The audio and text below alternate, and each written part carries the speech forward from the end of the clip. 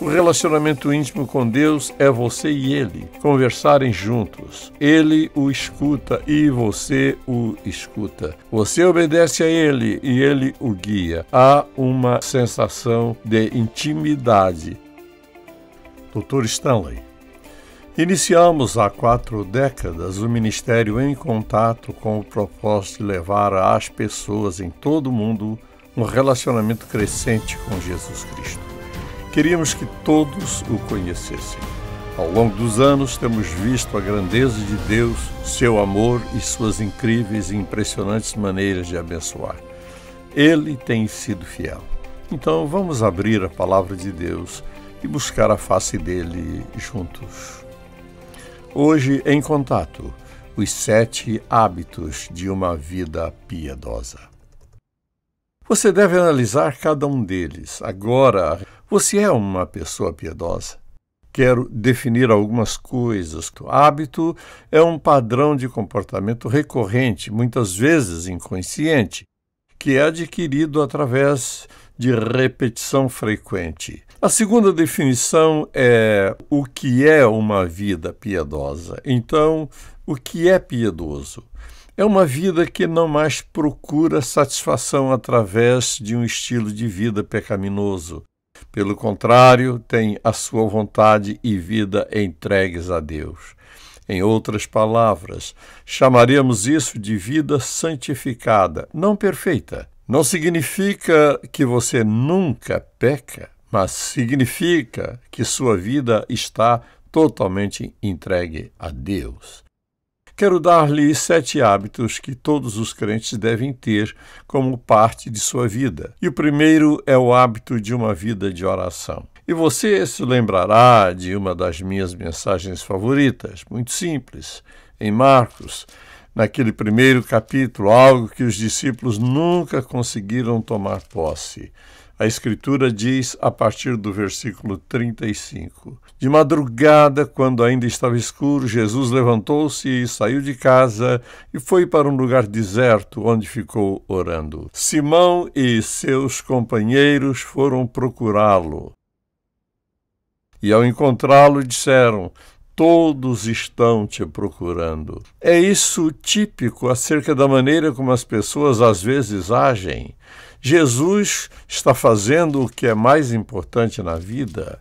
Vejamos, por exemplo, a passagem que está no 4º capítulo de Lucas. Ao romper do dia, Jesus foi para um lugar solitário. As multidões o procuravam e, quando chegaram até onde ele estava, insistiam que não as deixasse. Mas ele disse: é necessário que eu pregue as boas novas do reino de Deus noutras cidades também, porque para isso fui enviado. Quando falamos de uma vida de oração, não estamos falando de orar de vez em quando. Estamos falando disso todos os dias. Você sente a necessidade, o desejo, a alegria e o poder incrível que vem através da oração, conversando com o Pai. Deve ser um hábito, algo recorrente em sua vida. Não apenas quando você tem problemas, quando precisa, mas porque ama a Deus, porque você está grato pelo que Ele é e pelo que Ele está fazendo em sua vida. Por exemplo, no capítulo 11 de Lucas, versículo 1, os discípulos vieram a Jesus e pediram: Senhor, ensina-nos a orar, como João ensinou os discípulos dele. O fato de verem Jesus orando chamou a atenção deles. Não se tratava de um ritual, como ocorria com as pessoas naqueles dias. Os discípulos sentiram que ele estava falando pessoalmente com o Pai Celestial. Então, quando olho para esses versículos, a verdade é que você não pode viver uma vida piedosa a menos que tenha vida de oração. Você não pode. Todos nós vivemos em um mundo cheio de tentação, provações, sofrimentos, encargos e pecados. Para qualquer lugar que você se virar, verá isso. Você não pode viver uma vida piedosa a menos que tenha uma boa vida de oração, porque a vida de oração mantém você conectado com o Deus Todo-Poderoso, sensível à vontade, ao propósito e ao plano dele para a sua vida. Se você não orar, não viverá uma vida piedosa. Pense nisso, pois é a atividade mais importante de sua vida. Você deve ter uma vida de oração. Em segundo lugar, o segundo hábito é a confiança ou fé. Eu amo o Salmo 103, verso 19.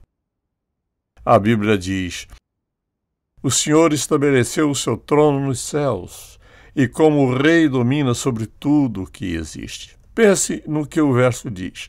Se o Deus Todo-Poderoso estabeleceu o trono dele nos céus, veja isso, a soberania dele, o bem conhecido poder divino, sobrenatural dele domina tudo. Então, o que acontece? Tem uma maravilhosa base para acreditar nele, sabendo que ele está no comando, não faz qualquer diferença ao que acontece, como acontece, por meio de quem acontece, por qual motivo acontece.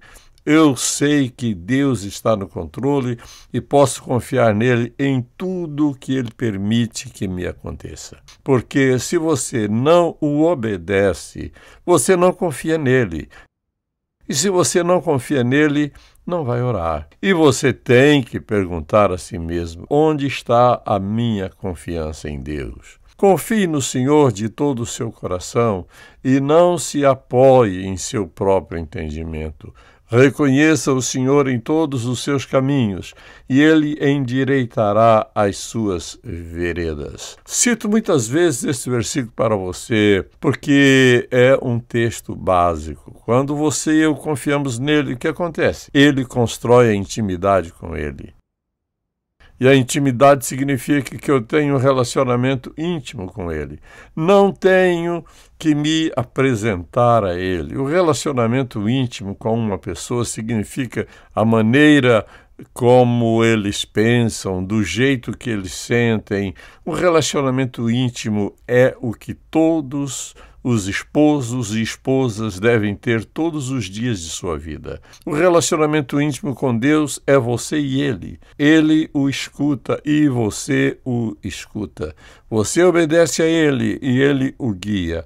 Há uma incrível sensação de intimidade numa vida que confia em Deus. Se você quer saber se você é uma pessoa confiante ou não, pergunte a si mesmo: acerca do que estou preocupado? Se você pode olhar ao redor e dizer: não estou preocupado com nada, você está confiando nele. Aquilo que o preocupa é o longo e impressionante dedo de Deus dizendo: você não está confiando em mim nesta hora da sua vida. Uma vida piedosa é uma vida de confiança.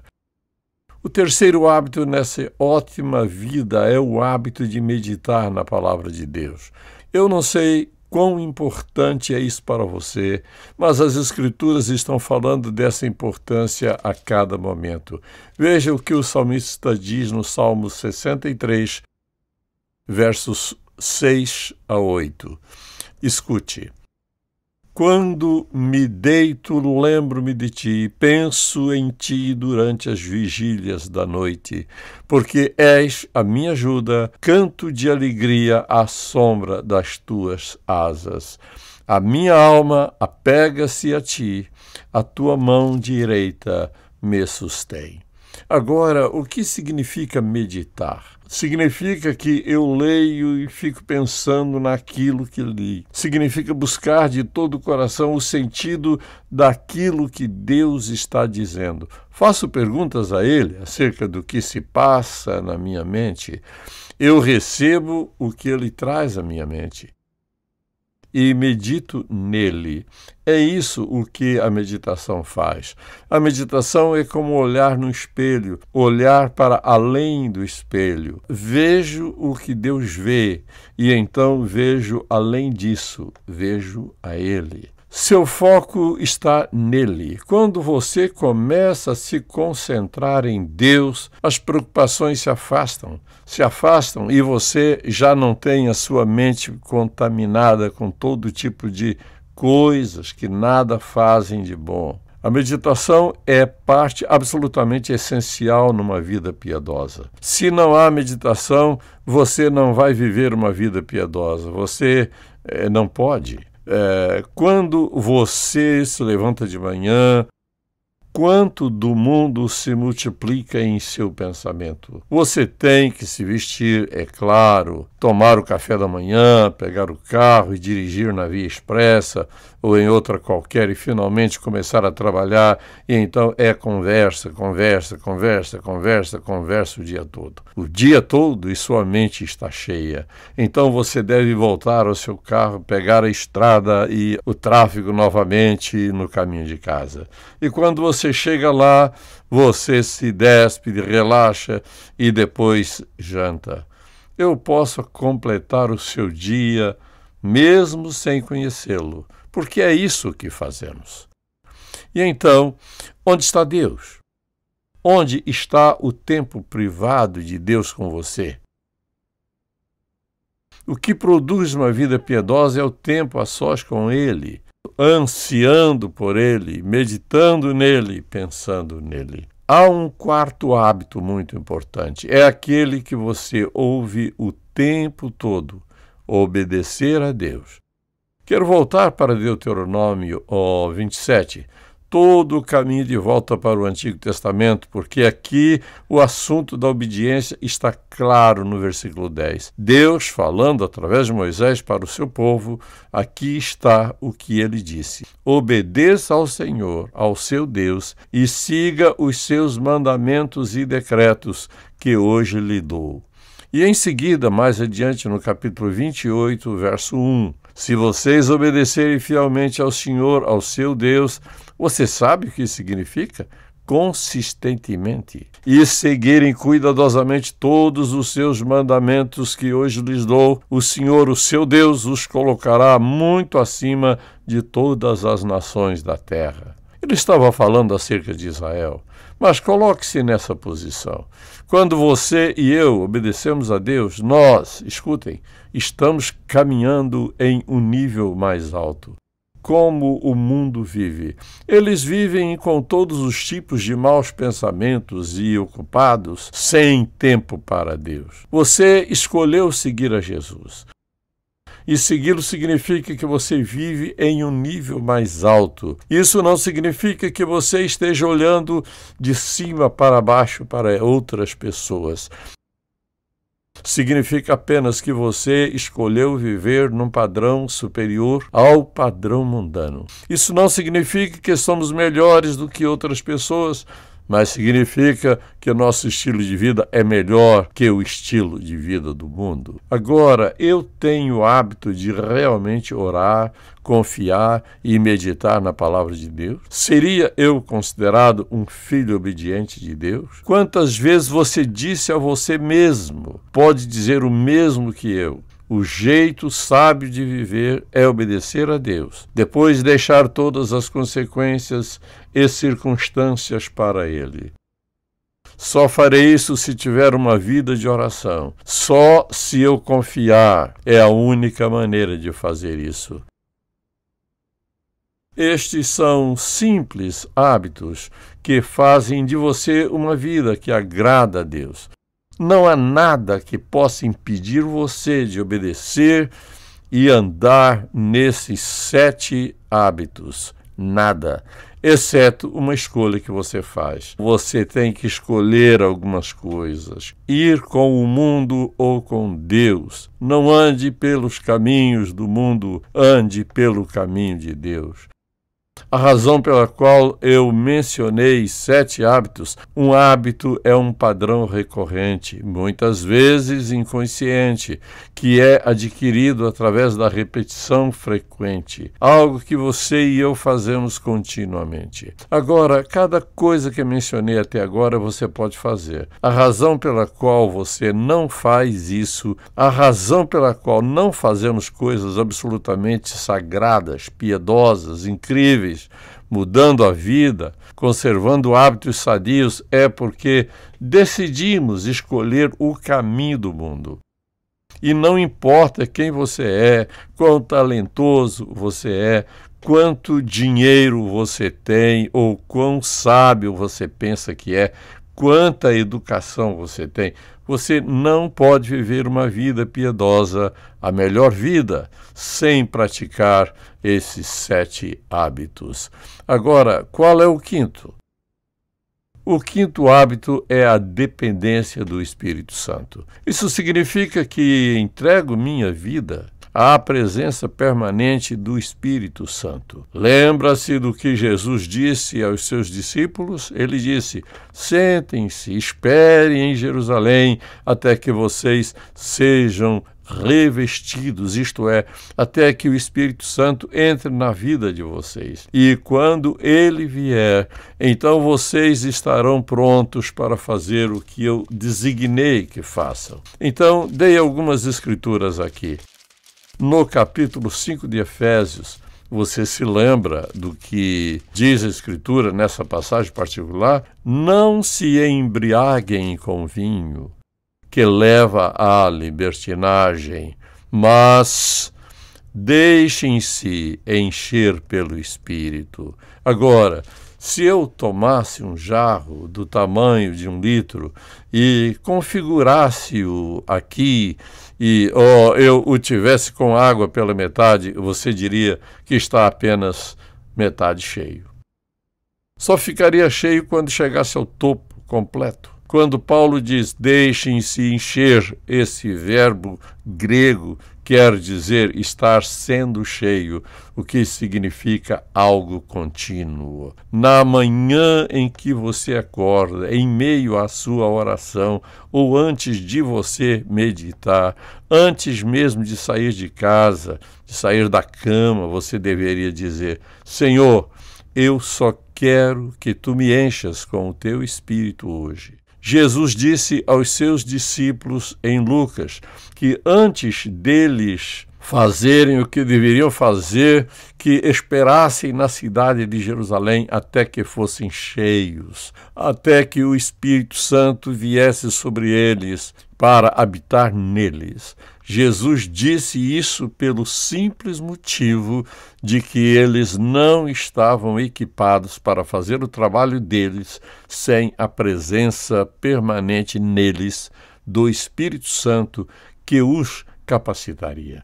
O Espírito Santo irá capacitá-los, ensinar-lhes como, dar-lhes orientação e direção para fazer o que Jesus disse que deveriam fazer. Agora, a maioria das pessoas não tem ideia de quem é o Espírito Santo. Se você é um seguidor de Jesus, como crente em Cristo, você confiou nele para a sua salvação. Você já está habitado pela terceira pessoa da Trindade, que é o Espírito Santo.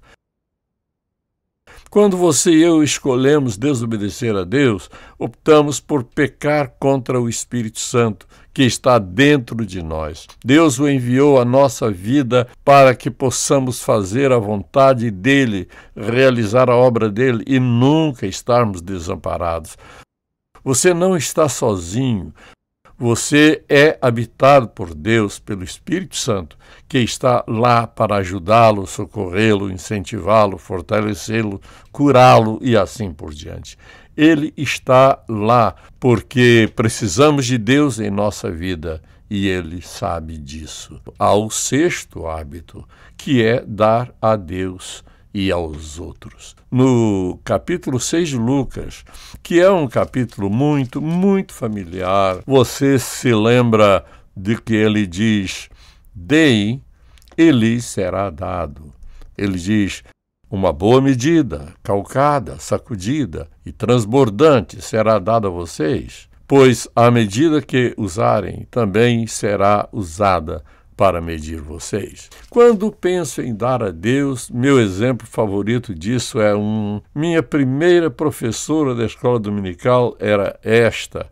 Eu provavelmente tinha 3 ou 4 anos de idade, alguma coisa acima de 3, porque eu comecei a ir à escola dominical muito cedo, antes dos 5 anos. E lembro que todas as cadeiras eram de cores diferentes, verde, vermelha, amarela, azul e assim por diante. Então, a professora da escola dominical era assim, eu não sei o quanto ela era alta, e os diáconos chegaram para fazer a oferta. Lembro que minha mãe sempre me dava alguns centavos para ofertar. Ela nunca me deixaria ir sem ter algo para dar. Então, antes de eu saber fazer conta, minha mãe me ensinou a dar a Deus. Quando recebi meu primeiro pagamento semanal, que era de $4, bem, eu estava agradecido com Deus e pensei, não posso dar a Deus apenas umas moedas. Eu dei-lhe $1. Nunca pensei nisso, só pensei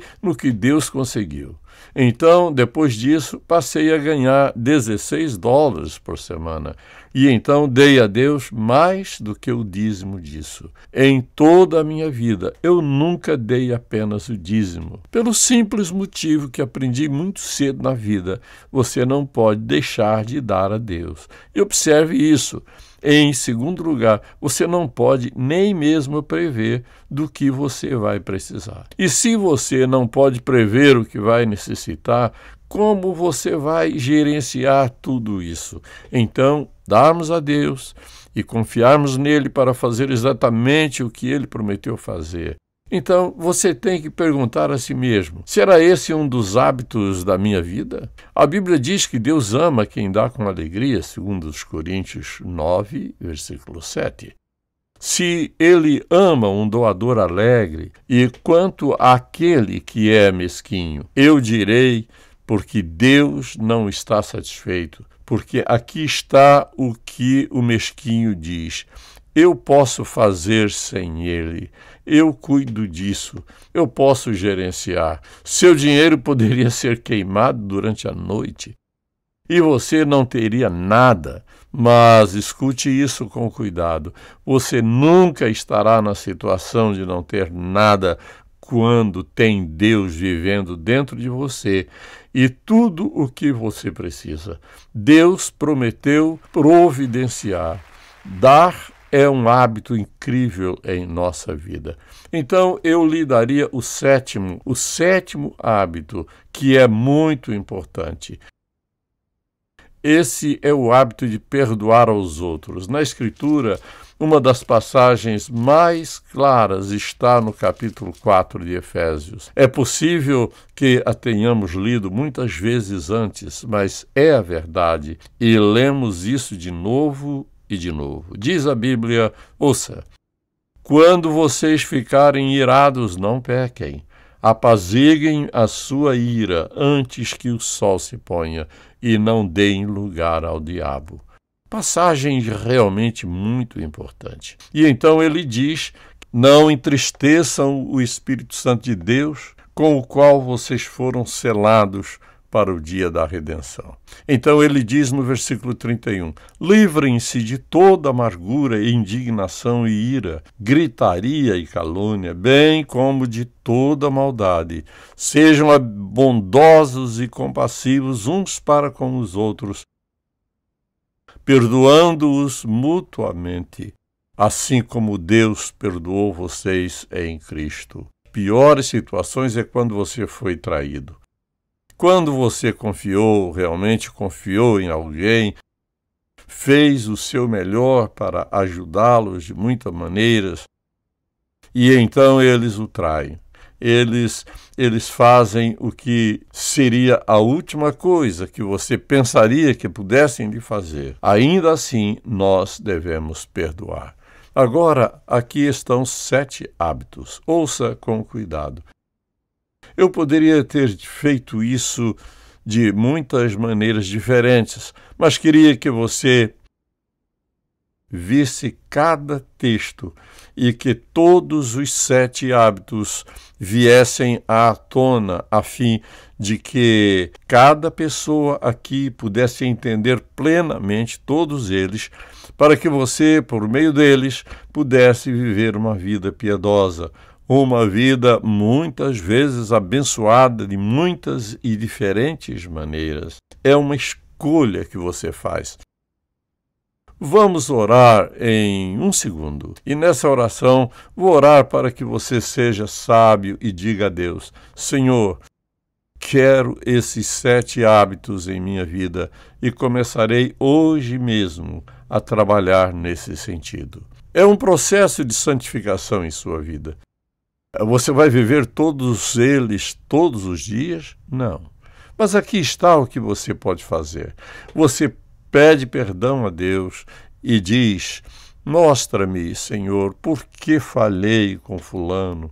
Eu apenas reafirmo meu desejo de ser indulgente com os outros, ou o que quer que seja. Senhor, eu estava muito ocupado. Hoje pela manhã eu me levantei e fugi. Perdoa-me por não parar e meditar na Tua palavra.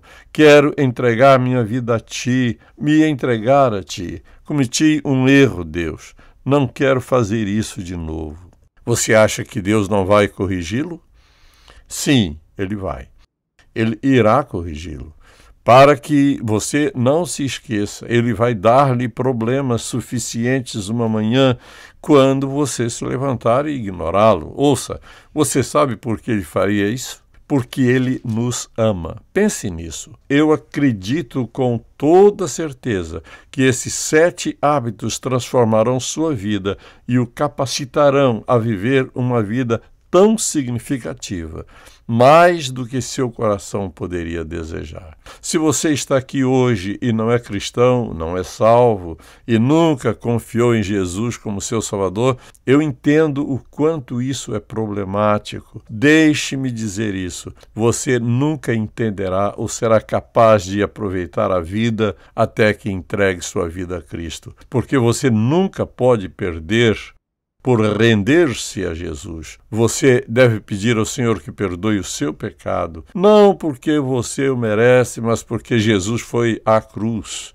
morreu na cruz, derramou seu sangue por você, pagou sua dívida de pecado na íntegra. É o que a Bíblia diz. Portanto, quando você pede perdão a Deus por causa do que Jesus fez por você, pagando sua dívida, Deus perdoa você e faz de você um filho dele. Então você começa a prática desses 7 hábitos. Que vida maravilhosa você tem diante de você. Eu confio que você vai fazer isso. Pai, nós amamos a Ti e Te louvamos, agradecidos pela Tua palavra, desde o primeiro versículo de Gênesis até o último de Apocalipse.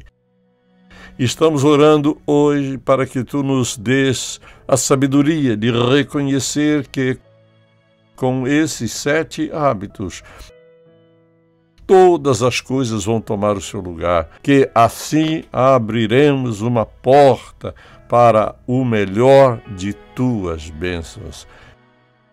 Eu oro por alguém aqui hoje que não é salvo, que nunca confiou em Ti como seu Salvador, mas que estaria disposto a pedir-Te o perdão de seus pecados. Que ele acredite que Jesus foi à cruz e pagou a nossa dívida pecaminosa na íntegra. Que essa pessoa, ao confiar em Tua morte no Calvário, possa se arrepender e confessar seus pecados para a salvação. Possa desenvolver estes 7 maravilhosos hábitos transformadores. Oro em favor de todos nós aqui hoje. Agradecemos a Ti, em nome de Jesus. Amém. Tocando o mundo com uma paixão por Deus e compaixão pelas pessoas. Em contato com o Dr. Charles Stanley. É uma produção da InTouch Ministries, Atlanta, Geórgia, Estados Unidos.